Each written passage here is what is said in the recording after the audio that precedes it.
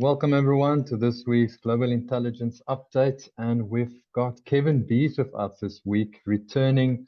This is his second time this year, and we're very excited to hear what Kevin's going to talk about today. So for those who don't know Kevin, for nearly 2 decades has dedicated himself to helping business owners and leaders maximize profits regardless of market conditions. He served as a senior financial executive at companies like Intel Corporations, Airbus, Qantas Business Travel, and Hoist. As a speaker, Kevin has made a lasting impact on countless individuals worldwide, delivering transformative insights for organizations such as Tony Robbins, Industry Rockstar Professional Speakers Association, Visualisation, and Bring Basic Bananas. In his coaching role, Kevin has worked with elite clients of Tony Robbins and senior executives from companies like Amazon, Nike, Walmart, BCG, and various entrepreneurs across industries. His expertise lies in understanding human behavior, facilitating change, and mobilizing leaders and teams for peak performance, all backed by his financial acumen to deliver tangible value for business. Welcome, Kevin. Thank you for joining us. Well, thank you. What a wonderful introduction. And I'm excited to hear what this guy has to say. You make him sound so good. It's so glad. And I appreciate some of you guys are up nice and early there. I saw cloudy Scotland and hello from Dubai. So I'm really looking forward to delving into this topic today then. And we are talking about the how your beliefs are limiting your profit. And Chris, if it's possible for you to pin me or make that full screen, that would be absolutely awesome. I won't spend too long talking about my background because you've just done such a wonderful introduction. But yes, I did have the privilege of working with Tony Robbins for 5 years in his team. And some of the ideas or concepts that I bring today were things that I learned working with him and with his top clients. Over the years, I've done a lot of work with, with a lot of different organizations. Because of my training with SEMA, which is the ability to help organizations maximize their profitability, help them to make more effective strategic decisions. Now, I'll share with you some stories because along the way in working with these organizations, I thought it was all about strategy. We get the strategy right and everything else will follow. But what I've learned along the way is that if we don't have the psychology and the mindset and the beliefs right, no strategy is ever going to make any difference because it won't get implemented or it won't stick. And that's really why I've come to this topic. As you know, from the last time I was here, I spoke a lot about profit and the specific strategic things we can do. But today I really want to go a little bit deeper into the the mindset around that. And if we get the mindset right, the right strategy will follow, and then you're going to get all the profit you need. I've had opportunity to work with a lot of large organizations like Amazon, and Nike and Walmart and BCG. Some of those leaders say some very nice things about me, and I'm very grateful for those. I worked a lot with a lot of small to medium-sized business owners and a lot of experts, coaches, consultants, those kind of things as well.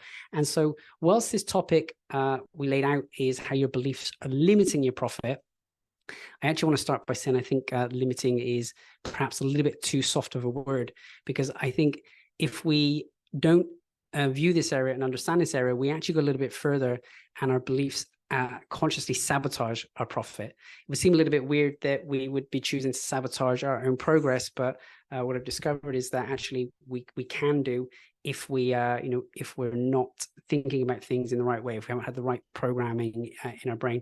So I can do my best to fit in everything I can in the 60 minutes we have. I know I need to leave maybe 10-15 minutes of that for Q&A at the end. So I'm going to give you everything I can to really make an impact in this area.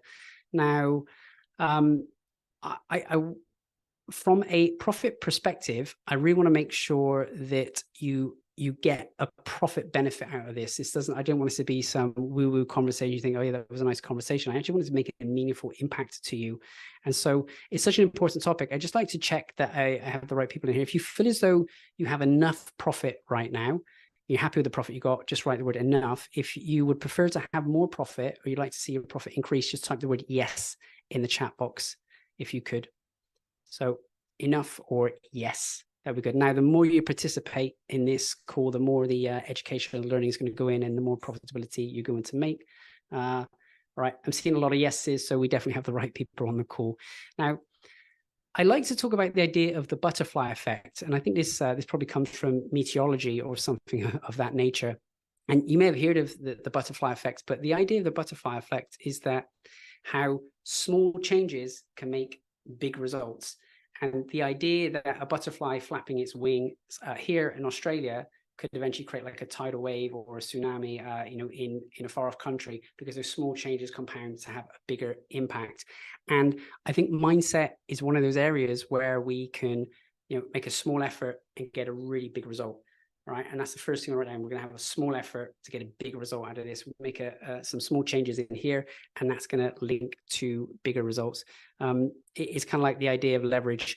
You put a small amount of effort in one area to make a bigger impact. And that's really where we want to put our time and energy into this. Now, I mentioned at the beginning, I worked as a financial executive with a lot of organizations, and one of these organizations I got to work with was a company called Qantas Business Travel. Okay.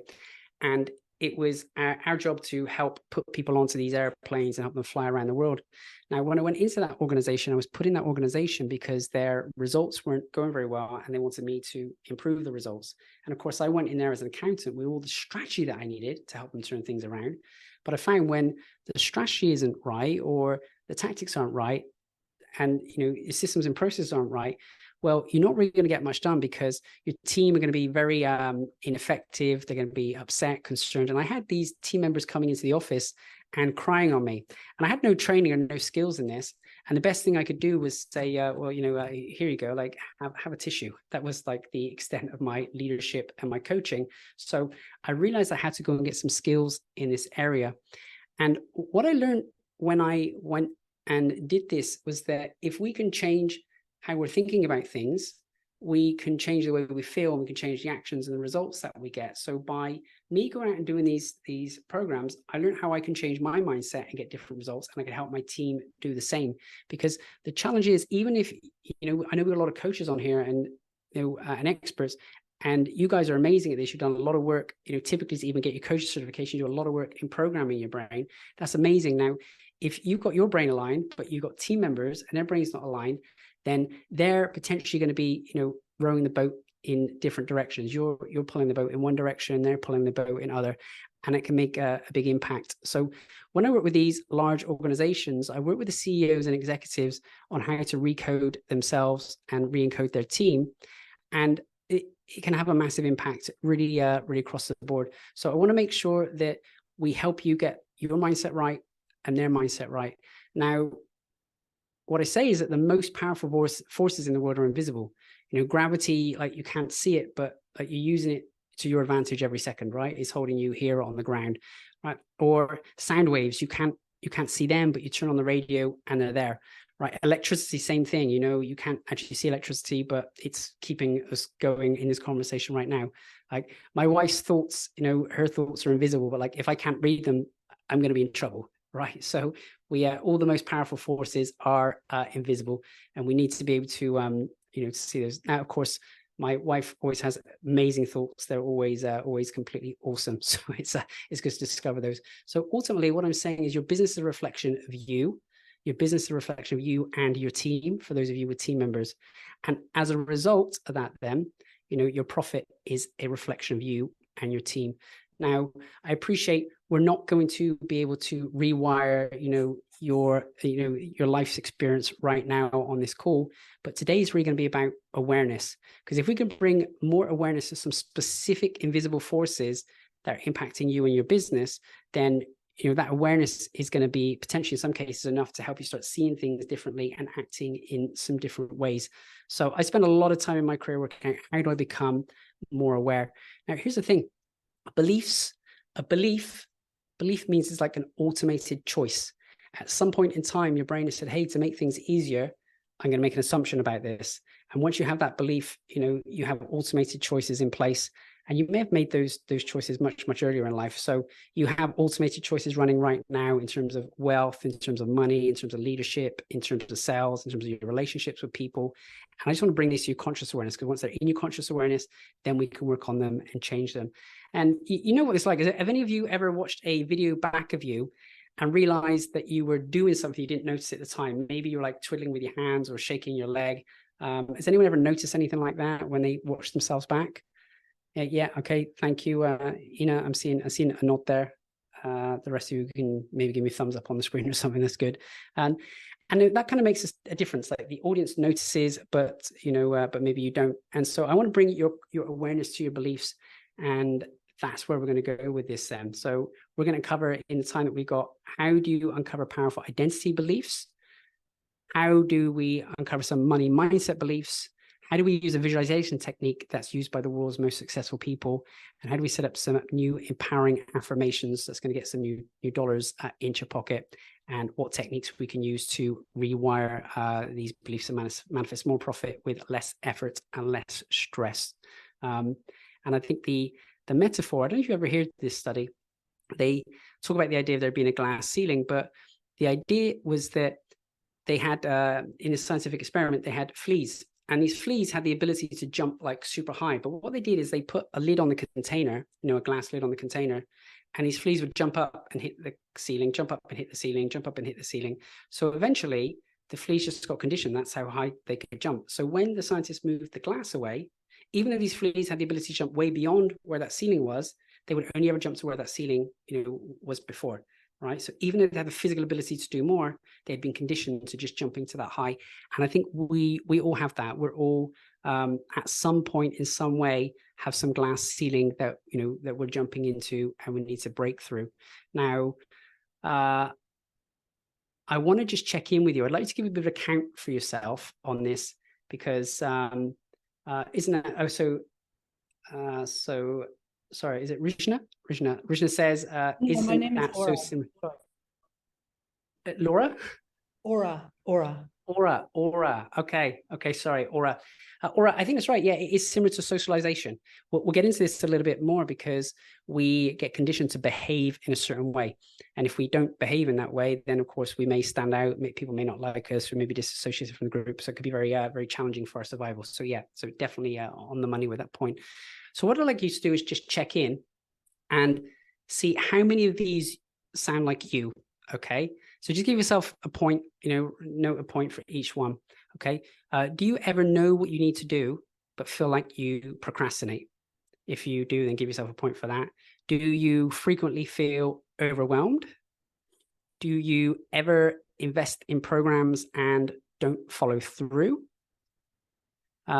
Maybe you look around and you think other people are getting results, but you don't. Maybe you have a bit of this shiny object syndrome. Can be very common amongst us entrepreneurs. We want here and then here and then here.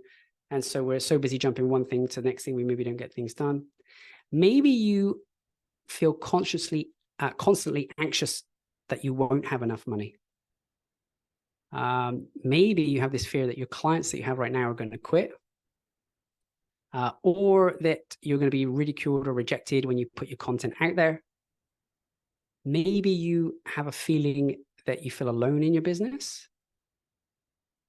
Maybe you have a feeling that you are not good enough. Maybe you feel like you don't add value and people are going to find you out. So some people call that imposter syndrome. Or maybe you're working too many hours and not making as much dollars as you would like. So maybe even pay your team, if you have team members, maybe pay your team more than you pay yourself. So just like you to add up, how many did you get there? How many of those did you give yourself a score for? If Christina, thank you for your honesty. Most of these apply to me. Okay. If you had a score of above 5, just say +5. And if you had less than 5, you put less than 5. Yeah. Okay. Some say all, some say 12. Okay. Now, even the reality is, even if you scored more than 1, whatever that 1 was, it's down to belief, right? And those beliefs, those belief systems are all changeable. Okay. So belief systems, you may have heard it said before, belief system BS, right? It's something that we bought into, a pattern that we bought into, and we can shift it and change it. Our beliefs we had in the past aren't necessarily beliefs that we have now. Maybe for the longest time you believed in, Father Christmas or the Easter Bunny, and maybe your perspective has changed on that. And maybe it hasn't. If you still believe in that, that's okay. That's great. So So this lady here says, nothing binds you except your thoughts, nothing limits you except your fear, and nothing controls you except your beliefs. I was speaking with a lady who is a psychologist when I put this presentation together, and I caught some of her limiting beliefs in our conversation. Sometimes you can hear it comes up in conversation very frequently. We changed these beliefs, and 2 days later, she put her prices up 40% because she sees her value more just from that conversation. Now, here's the cool thing. Her new clients that she was signing on were more than happy to pay the rate she was charging, because she was undercharging this whole time. So who would like a 40% pay rise? If you'd like a 40% pay increase, then just give me a yes. Okay, Christina does. Okay, that's good. Or two. So let's get into this a little bit further then. So 99% of people want financial freedom, but typically only 1% of people get it. And it's really because of this, because what we think about impacts what we feel, which impacts the actions that we take and the results that we get. So all based on our thinking. Then if I was to ask you, where does your thinking come from? We kind of established that, you know, the thinking can limit us, and we've seen some examples of how some of these beliefs are impacting your life with procrastination or overwhelm or imposter. Where does your thinking come from? How do we get our beliefs around our ability to have wealth or make money or have profit? Feel free to type some answers in the chat box.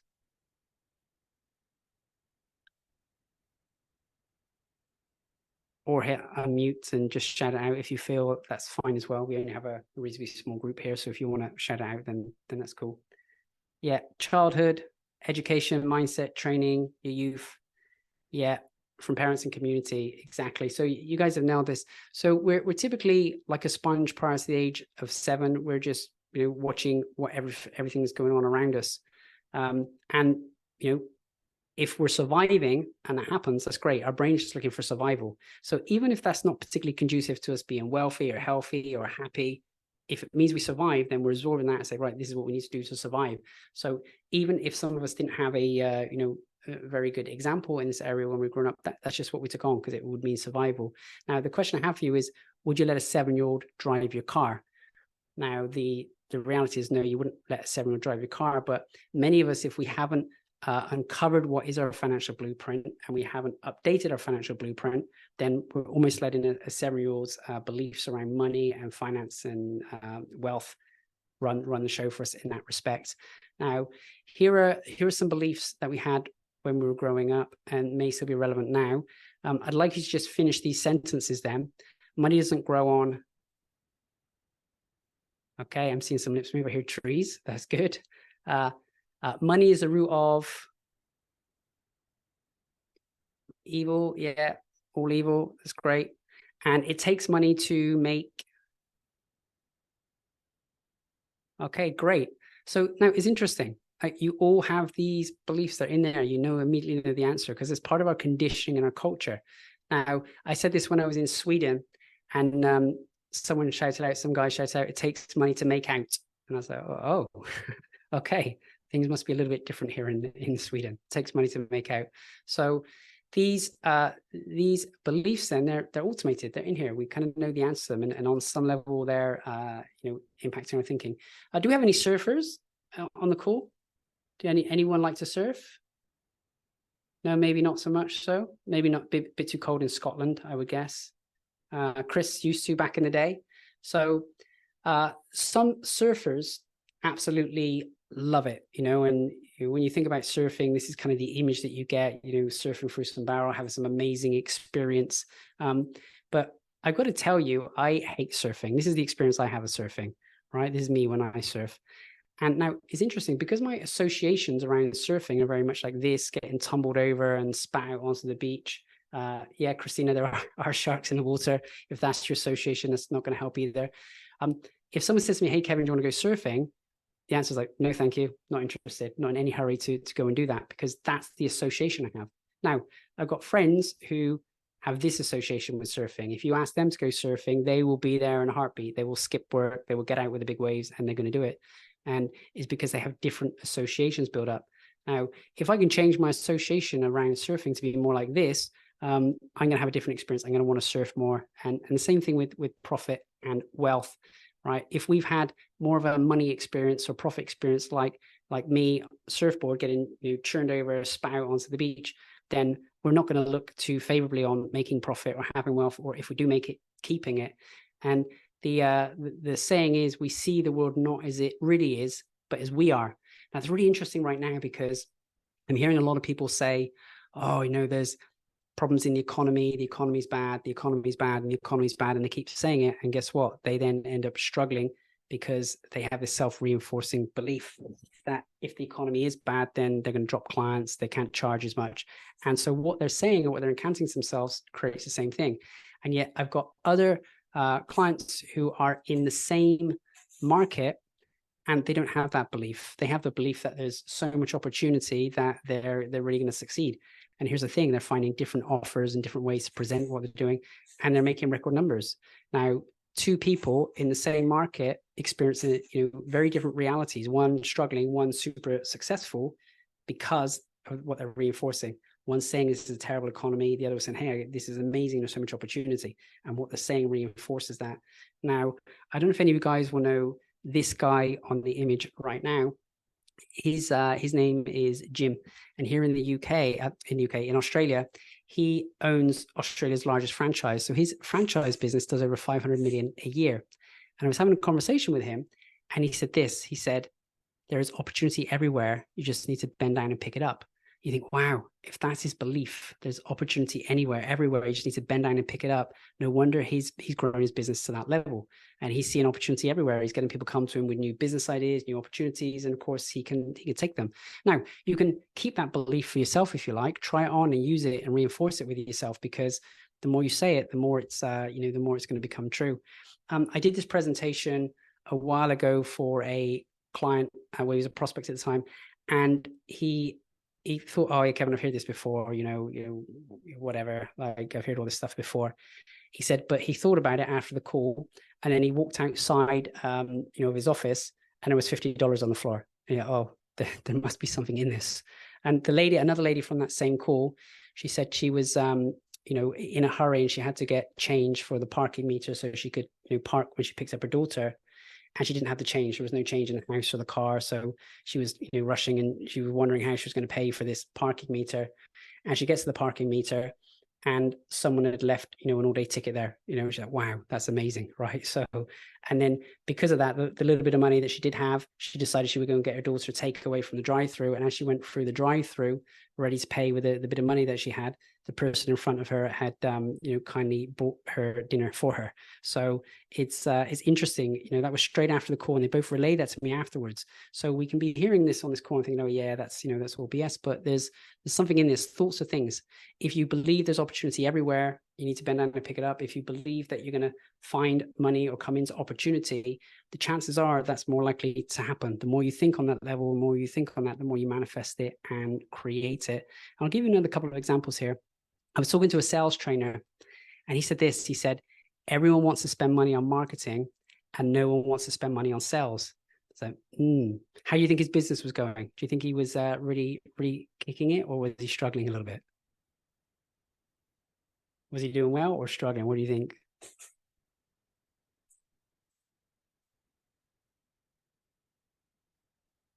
I'm not seeing any answers in the box. Struggling. Yeah, totally struggling, because he had this belief that no one wants to spend money on sales. That was his belief, and he was a sales trainer. Had another client I was working with, and his belief, he was a coach, and he said money is hard to come by, right? And he was struggling to get clients. Now, it's interesting, because when we examine that belief and went through that belief, which can be a common one, we look for examples to the contrary of that, and examples where money is easy to come by. And all of a sudden, when he said that, he's like, well, it is. He said, I had this, tax refund come through last week. This property, this house that I'm in is growing massively in value, and I've not had to do anything for that. I've just had to stay here. That was easy. And he gave me another 4 or 5 examples on this. And because he brought that into his awareness that actually money had been easy for him to come by in different situations. He had inheritance, he had a tax refund, all of these things. His new belief when he came off that call was money is easy to come by. He had some reference points to back that up. And interestingly, over the next week, where he'd been struggling to sign on clients, he signed up 2 clients. Now, it's it's easy once you shift that belief or bring that belief into your awareness. So what we'll do in a minute is we're going to do some exercises to identify some of your beliefs or your associations around money. We're going to take you from feeling like that surfer who gets spun over in the waves to being that person who feels like excited that you want to get out on the waves. So I've spoken for too long. Let's get into a bit of an exercise. I want to do an exercise called Money Is.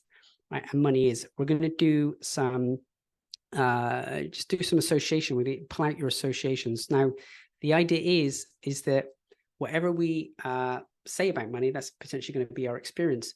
So what I'd like you to do right now is I'd like you to write down for yourself negative association. Actually, maybe not share here. We'll do this in two parts. So we'll do this Money Is association in two parts. First, I want you to take 30 seconds to a minute now and write down any negative association you have with money, right? So identify any negative association you have with money. So that maybe money is hard to come by, money is dirty, money is evil.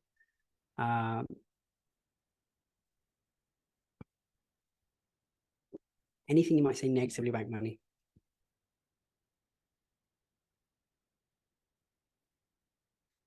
And just keep writing. Don't let the pen stop. Keep going.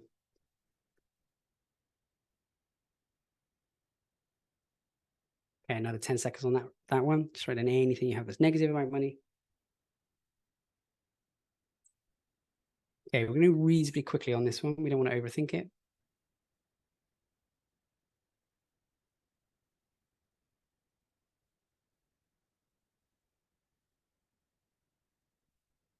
Okay, once you've got that, I'd like you to do the same thing again.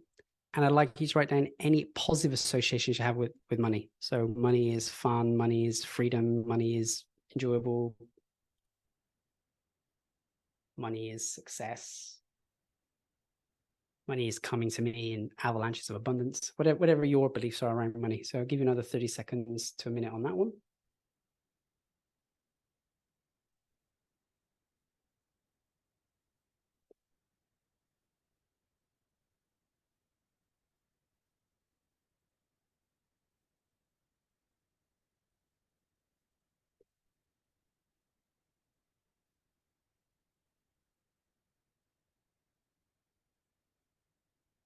Okay, just keep going. If you feel like you're getting the same ones again, just keep going, write as many as you can. What are the positive associations you have with money is in the 15 seconds.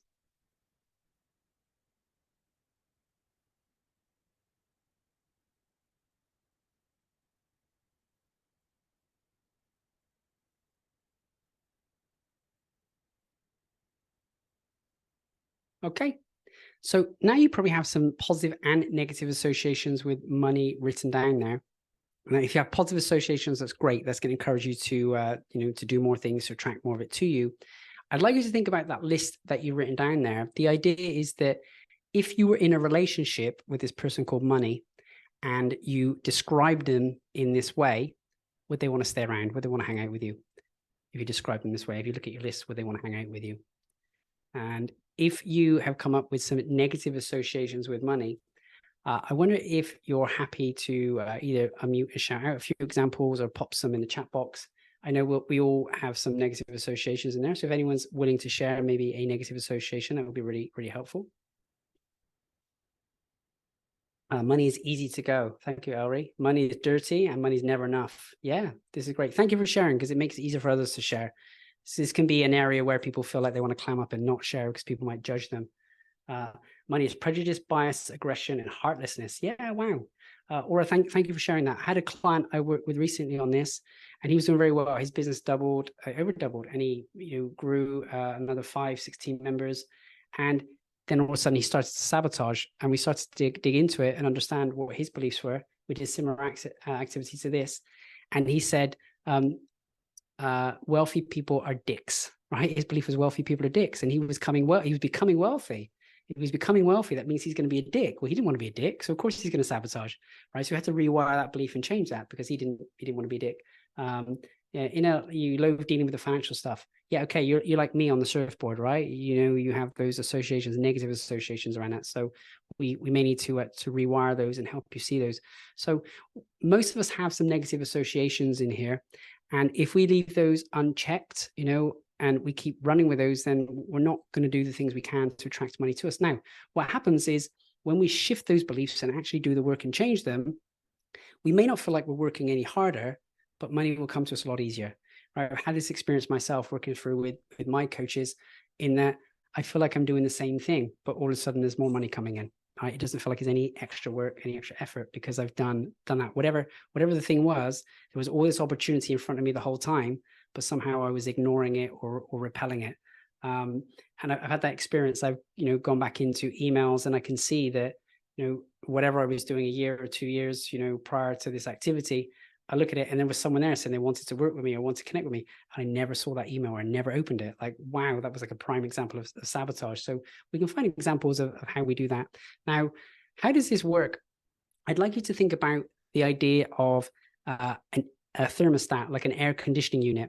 Okay, so I don't know what temperature you like the room. Maybe you would like the temperature of the room to be different. So maybe just type into the chat box, what temperature do you like the room to be? Because when I have like an air conditioning unit, I may say, hey, I want the room to be in here 20 degrees Celsius, and I will set it to be 20 degrees. Okay. And now as the temperature goes up to 21, 22, okay, Melanie likes it there, some like 25, 23. As it goes up to 21, 22, what does the air conditioning unit do? The air conditioning unit kicks in some cooler air and it drops it back down, right? So say it was set at 20, if it's now at 22, it drops it back down to 20. And then say it pumps the cooler air in and it gets down to 19, 18, then what does the air conditioning unit do? It kicks in some warm air to pump it back up to 20. So it's constantly going up and down against that set point. Now, you will have a set point here, some 24, 25, 23. If I'm running an event, I want it to be like 17 degrees and frosty in the room, so everyone's like alert and paying attention and in awareness. But whatever that set point is, that air conditioning is going to come up and back to it. Now, we have a set point in our financials of how much we are comfortable to earn, right? It's subconscious. Now, for some of us, it may be a certain amount of revenue or a certain amount of pay, right? Maybe psychologically, I'm set at earning 50,000 a year. And if I earn more than that, I just ease off the work. If I earn less than that, I'm really motivated to get there, right? Or 100,000 or a million. It doesn't matter on the number because it's different for everyone. But if I'm, let's just say, it could be the amount of money we earn every year. It could be the amount of money in the bank account. I was dealing with one entrepreneur, and he had this belief that his bank account should always come back to $10,000. Now, his business was doing significantly more money than that. He was doing multiple six figures, but he had this belief that his money should come back to 10,000. His bank should be back at $10,000. And I asked him, well, when did you decide that? He said, oh, well, because when I first started off in business, I hung out with these entrepreneurs, and they said I always have to keep 10K in my account. So I always just keep 10K in my account. Now, his business had grown and moved on, but his thinking about how much money he needed to have, hadn't. Now, let's just imagine if he thought he always needed $10,000 in his bank account. If he had a bill come out and he was down to 8,000, 6,000, he had to pay tax, has some damages to his car, he's down to zero. Zero is really painful for him, right? He's the wrong side of 10. So all of a sudden he's really motivated. His motivation shoots up to get that money back. Maybe he calls in the money that's owed to him. Maybe he does that marketing campaign he's been meaning until, I'm back at 10,000, right? And he'll go up and down there as well. If he keeps dropping money, he'll be motivated to get it back. If then he goes the other way, say he overshoots, say he manages to do a really great job, he gets the cash in the bank, he gets 20, 30, 40 in the bank. Well, he may be feeling good about that, but psychologically that's uncomfortable because his set point is 10. So he needs to find a way to get rid of that. He goes and spends the money, blows the money, eases off his marketing, he's back to 10, right? We constantly move up and down, up and down. Now, we all have that. It's all a different set point for some of us. Now, that may be the amount of money in your bank account, or it may even be, the amount of revenue that you're willing to earn. I had a lady at the last event, and I explained this to her, and she said, oh, Kevin, I don't know what my set point is. And I said, well, tell me more about it. And she said, well, I always make sure I earn enough to pay the bills. I said, oh, okay, so your bank account always comes back to zero then? She said, yeah, right? Because her belief was I always earn enough money to pay the bills. Like, well, her set point is just to pay the bills. What if her belief was I always earn enough money to have an extra 20,000, or always earn enough money to be able to save 30,000 a year? It would be very different. So what we believe and what we reinforce ourselves is bringing us back to that set point. So I'd like to maybe make a note for yourself. What is your set point? Do you have a set amount of money that you kind of typically earn every year and you don't break through that? You don't go above that? Or is there a set amount of money that you go into the bank account? You don't need to share with the group. You can just know that one for yourself, but just have that for your awareness. What if we decided to make a different set point? What if we decided to increase that number? Now, how would things change? What if we weren't just making enough money to, to get the bank balance? Now, this is true. We're talking about this in the context of money, but this is true in terms of other things. How fast you are comfortable driving your car, how many hours a week you work, how late or early you can tolerate being, in terms of your weight, etc. Because it's all governed by these two forces that drive all human behavior, right? Two twin forces that drive everything we do. And those twin forces, maybe you want to take a guess in the chat box. What are the two forces that drive all behavior?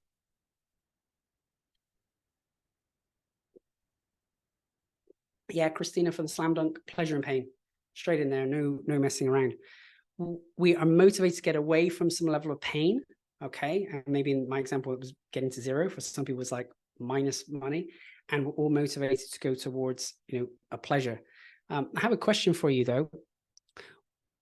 If you could stop someone from stealing $10,000 of your hard-earned money, or you could go out and earn 10,000, what are you more motivated to do? Either stop someone taking 10,000 of your hard-earned money, or going out and earning. So either stop someone, just write stop if you want to stop someone from taking your money, or write earn if you would be happy to go out and earn another 10,000. Okay. Now, typically in the general population, we are more motivated as a group of people to for loss aversion, to avoid the pain of losing something. But typically in these entrepreneurial groups, I see more people willing to write earn and earn money. So earn, reinvent, earn, stop. So I see mix 50-50 there. Some stop, some say earn. So typically with entrepreneurs, it's more about earning. So I just like you, the point of this activity then is just get clear. What is your set point, and what is the number you keep coming back to? And are you doing something to sabotage yourself to get yourself back down to there? Okay. And if you're ready to change your set point, then I think we can start doing some things around here. Now, one of the things I do outside of my, my work and my passion is I want to interview people and understand their psychology, their mindset, their thinking. And I met this gentleman called Keith Cunningham, and he said this. He said, smart people have great answers and geniuses have great questions. So on my Life-Changing Questions podcast, I've made it a bit of a study. I've now done 200 interviews. I've asked leading experts this, what's the one question you've asked that has the biggest positive impact on your life? And one of those most powerful answers I received is this. And in the context of what we're discussing is this question, who am I? Who am I? Right?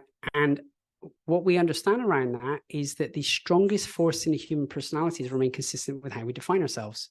Okay? Because we can never outperform our own self-image. Right? We can never outperform our own self-image. So if we aren't seeing ourselves as someone who's wealthy or someone who's successful or someone who can succeed, we're never going to perform in that way. So we're going to be very careful with how we define ourselves. If we can get the definition of our identity right, then of course, the things can follow. I'm going to give you a few examples that you understand around this. I would say when I wanted to run a marathon, I would say frequently to people, before I'd run one, I am a marathon runner. I am a marathon runner. Now, you think declaring that to people out loud, what do you think that does when you tell other people that you are something? Completely pumps the motivation up, right? Because I got to be consistent with that. I've just told people that I'm a marathon runner. I better do the exercise, get ready and run the marathon, right? I was saying to myself, because I understood incantations, I am an author, I'm an author, I'm an author. And I never did any work to sit down and write. And then one day I sat down and this children's book it came out of me. I had no intention of writing a children's book, but because I'd been saying I'm an author for weeks and months before, all of a sudden this thing just came out of me. So I think my brain somehow was like, you keep saying this, you better do something. And down it came. Let's give you some other examples. I had a client who said, I am a terrible sleeper. I'm a terrible sleeper. And guess what? She had real problems sleeping, right? We did some work and changed that belief. And she went from not being able to sleep at night at all. She was getting like 1 or 2 hours to, being able to get 6 or 7 hours. Now, it didn't completely resolve it for her, but she had more resourcefulness at that point that she could go and speak to the traditional Chinese medicine and, get the right support that she needed. So changing your belief, if you re-encant things, it will impact that. I hear frequently people say, I am awful at remembering names. Does anyone ever say that? I'm awful at remembering names. If you do, guess what? You're going to be awful at remembering names because your brain is going to act in accordance with how you define yourself. If you started to say today, Chris, thank you for your honesty as well. And you, Christina, if you started to say today, awesome at remembering names, guess what? You'll be awesome at start remembering names. And here's a little test on this for you. Do you think you would remember everyone's name if I was going to give you $1 million for every name you remembered? Do you think you remember everyone's name? Would you become awesome at remembering names? Yes, you would totally become awesome at remembering names, right? So it's the importance. So I believe you can all be amazing at remembering names if you say that, hey, I'm amazing at remembering names. And just changing that belief and changing that definition. If we reinforce, I'm a terrible sleeper, reinforce, I am terrible at remembering names, it will continue, right? Chris is ready now. I'll get my checkbook out. Okay, Chris. So here's what I'd like you to do then. Yeah, Melanie on the money. It's about your intention to do it. It will work. And we've got to be very intentional with what we say about who we are. Because if we're intentional about saying I'm a great sleeper, we're intentional about I'm great at remembering names, we will. If we say I'm intentional about I am an amazing business owner, I grow successful businesses, I make very profitable businesses, those are very intentional things. I had a client once who kept saying, oh, we're going to break even next year. We're going to break even next year. We're going to break even next year. It was always in the future. It was always going to be like next year. When we changed that language, and made the intention, no, we're going to break even this month, this quarter, this week, right? Then of course things begin to change. So we're going to do another quick exercise. Oops, did I just go backwards rather than forwards? Give me 1 second. We're going to do this exercise, okay? I'm going to get you for maybe a couple of minutes now to just start writing down, to I am. I'm going to split this up in the same that we did with the money is exercise.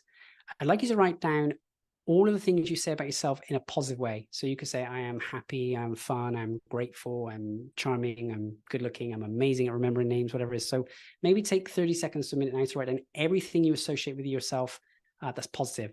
So I am. So I am, whatever it is. I am amazing at timekeeping. I'm very healthy.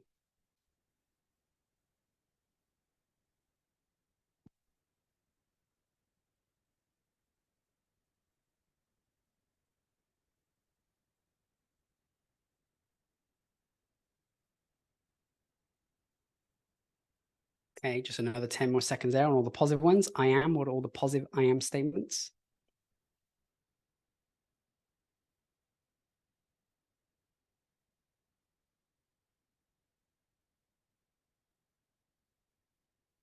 Okay, and now let's switch to what are potentially some of the less positive things we say? What are some of maybe the negative things we may say about ourselves, right? So it could be, I'm terrible at remembering names. I'm terrible at sleeping. I had someone at the last event said I am overweight, or I am unhealthy, or I am unfit. I am not very good with numbers. I'm not very good with marketing. I am terrible at. So whatever it is, yeah, just give yourself another 30 seconds or so. What are the negative associations you have?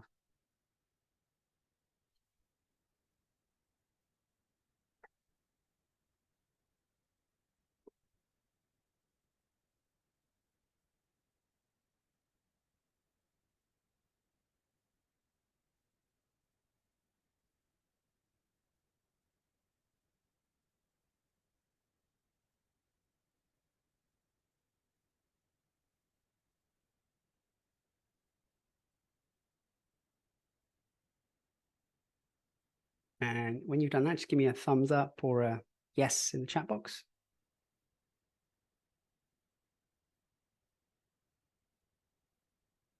Okay, thank you, Christina.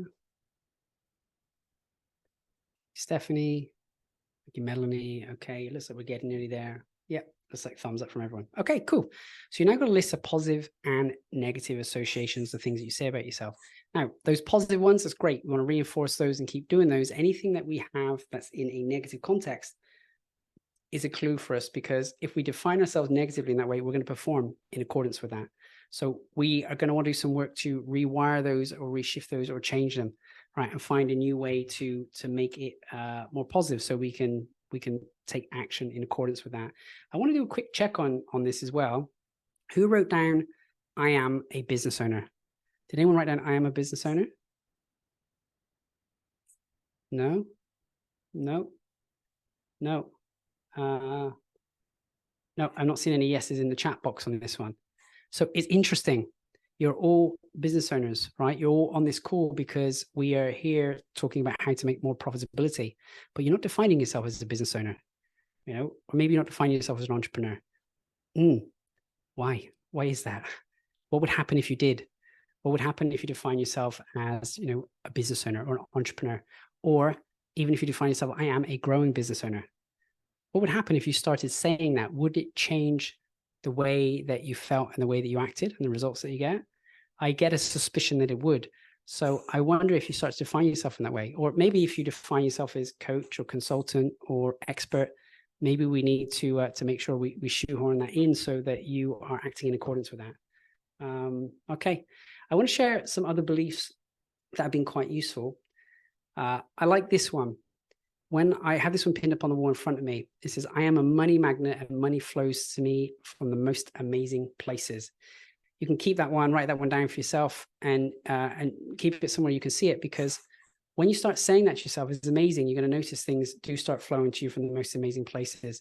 I said that, and I got a small inheritance from an auntie. I didn't even know she was still alive. Like, you know, she's in the UK, and I thought she passed away a long time ago.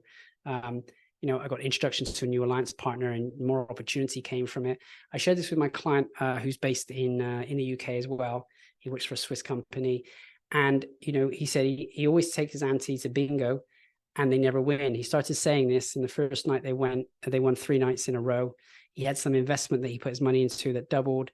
You know, he had a pay rise. He started saying this, and he had a pay rise that was backdated, right? They backdated his pay rise by like 4 or 5 months, and then increased the rate of his bonus. Now, all of these things started to happen once he started saying it. Now, could be a major coincidence, but I find it interesting that we start saying these things and then we start noticing these things show up. So what would happen if you start to say, I'm a money magnet and money flows to me from the most amazing places? Our friend here, Muhammad Ali, he said, it's the repetition of affirmations that leads to belief. And once that belief becomes a deep conviction, then things begin to happen. So what do we need to start saying under I am? What was missing from there? What do we need to add in? All right. Now, I'm just mindful of time. I frequently do this. I try to shoehorn in more than I have time for. We've got another 10 minutes. I think what I could do, 2 things here. I could either keep going for the next 10 minutes and share with you some additional content, or we can pause and do Q&A. So what's your preference? Should we keep doing more? So write more, or Q&A? You want to do Q&A? More. Okay, keep going. More. Chris, is that okay? We can keep going to the top of the hour. Yeah, we can go to just before 10. Then the video will self-destruct. Go just when does it self-destruct? At what time? At 10 a.m. So in 10 minutes exactly. 10 minutes. All right, 10 minutes or we self-destruct. Okay, then I will talk very quickly. No problems. I want to try a quick exercise with you all right now. Okay. I'd like, wherever you are, just for you to reach as high as you can. Just reach as high as you can. Okay. Now I want you all to reach higher. Find a way to go higher. Go higher. Find a way to go higher. Reach higher. I want to see you reach higher. Find another way to go higher. Chris, you can go higher than that. Yes. Ina, Aura, you can go higher than that. Find a way. I want to see you reach higher. Okay. So I couldn't see the rest of you, but Ina and Aura, I asked you to reach higher, and you found another millimeter or 2 by stretching further. And the more I pushed, oh yeah, great. Elri, you're on the chair. Bingo. I wish your camera was on, because I would have pointed to you. Chris was getting to the same point. When I said, Chris, you can go higher, he actually stood up, right? Elri's got on a chair. Okay. It's interesting, is it, from a human behavior perspective, when I told you to reach as high as you can, and she's reached as high as you can. The first time you kind of, some of you went here, and then when I said higher, some of you went here, and then some, but you actually have the ability to stand up, you have the ability to jump, you have the ability to stand on a table or a chair to reach higher. And I think this is one of the challenges that we have, is that we don't push ourselves as high as we can go. We underestimate how far we can actually go high, how far we can actually go, right? And the important piece here is around raising our standards. If we raise our standards, we could have been on top of that table straight away. We could have been, getting on a ladder, jumping up, you know, whatever we need to do if we raise our standard. I worked on this when I was in Tony Robbins' organization, had a good insight to it, because they had this idea that for every, for the coaches, there are 100 coaches in the team. And for every client that they gave the team member, the coach, they said, hey, we need for every one out of every two of those needs to re-enroll into a second coaching engagement with you. They need to stay on as a client, at least 50%, one in every two. Now, it was interesting because there were coaches on the team who weren't getting 1 in 2, they were getting 1 in 17, right? And the company made it a standard. Hey, this is the standard. To stay on this team, you need to be doing 1 in 2. Now, what happened when they raised that standard and set that standard, all of a sudden the whole team started to increase, right? People went from 1 in 17 to 1 in 15 to 1 in 8, you know, to 1 in 5, 1 in 4. And they started all to move towards that 50% because someone said, this is the standard that we need. Now, it's interesting to have someone external state that, say this is the standard, because if we do that, then we can be driven towards that. If we don't, we may just stop ourselves short and do this little half reach, you know, this tiny reach instead. So my question to you is, where do you need to raise the standard in your business? Where do you need to be putting more energy and more effort? Do you need to raise the standard in terms of how many hours a day you spend on marketing? Do you need to raise your standard in what percentage of those calls convert? Do you need to raise your standard in how well you deliver your service to your clients so that they love you and they stay with you and never want to leave? Where do you need to raise your standard? Because if you can identify this, and it gives us something to work on. Okay, so just take 30 seconds. Where do you need to raise the standard?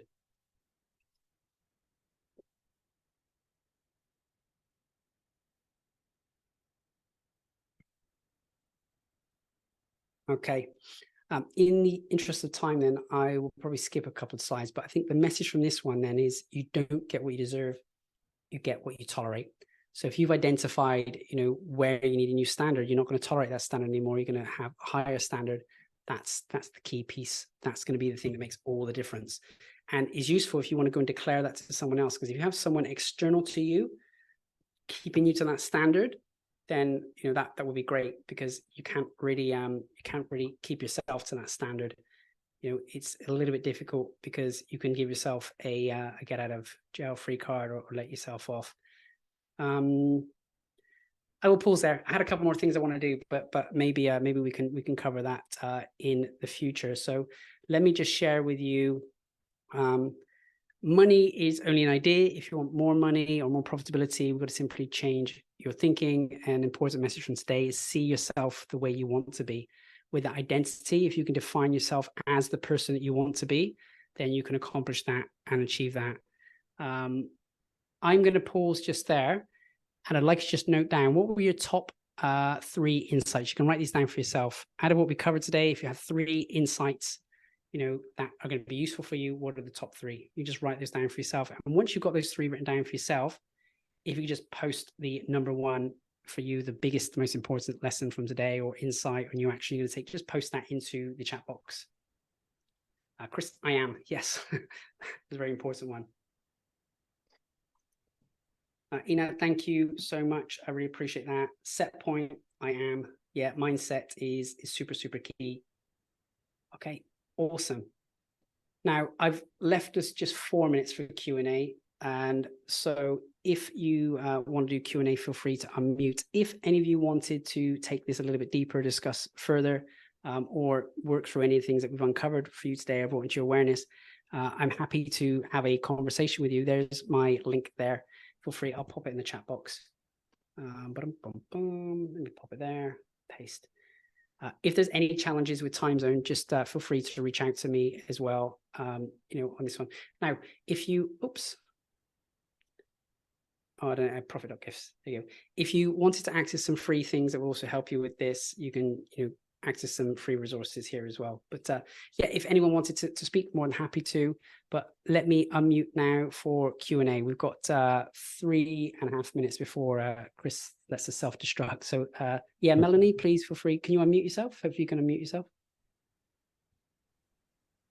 Hi, Kevin. Thank you so much for that. That was really great. My pleasure.